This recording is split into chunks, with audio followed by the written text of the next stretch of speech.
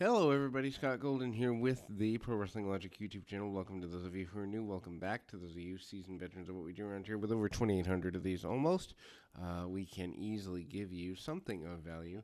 My goal is to literally have tens of thousands of these eventually, but 2,800 over the past couple of years, not bad with running multiple businesses at the same time. Anyway, we go now to the AEW Dark Elevation program for the 20th of um, 20th of June 2022. A 8-match Dark Elevation show kicking us off. ROH Women's Champion Mercedes Martinez and Serena Deeb defeating Heather Reckless and Tootie Lynn. Story of the match is pretty basic. Tension between Deeb and Martinez, and they get the job done. Deeb uses Serenity Lock on Reckless to get the submission in a squash.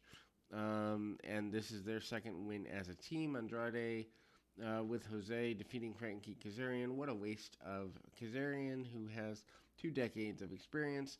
Basically, they play the game, and Jose tries to interfere early in things. Andrade then gets into destroying his opponent with several chops, but Kazarian rallies back with a couple of near falls to cradle and a crucifix pin. Kazarian then uses Japanese Ocean Cyclone for a near fall, but the Hammerlock DDT from Andrade, who is 14-8, gets enough, and that easily becomes probably the most competitive match of the night at the very least. Marina Shafir and Nyla Rose defeating Heidi, Halitzer, and Max the Impaler. I don't think that bodes well for the future of Shafir to be thrown in this type of things. Max and Rose, who were opponents last week, pick up where they left off. Rose's experience is enough to help her get over on Max for a bit. Rose hits Diamond Dust. Shafir picks up the win for her team, submitting Halitzer.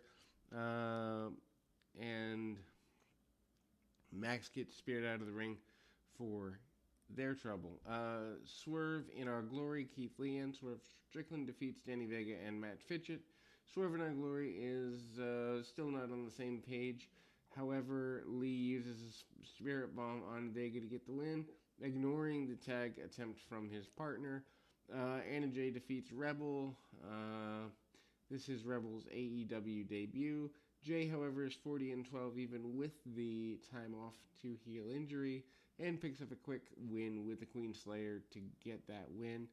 Tony Nese with Mark Sterling defeats Warhorse. Warhorse gets a good reaction from the crowd, but Nese, who is 17-2, uses a spinning kick and a knee strike to get the win. I'm not necessarily sure that bringing Warhorse back for this, when they could use a kid-friendly gimmick, and squashing him in that way was the best of situations.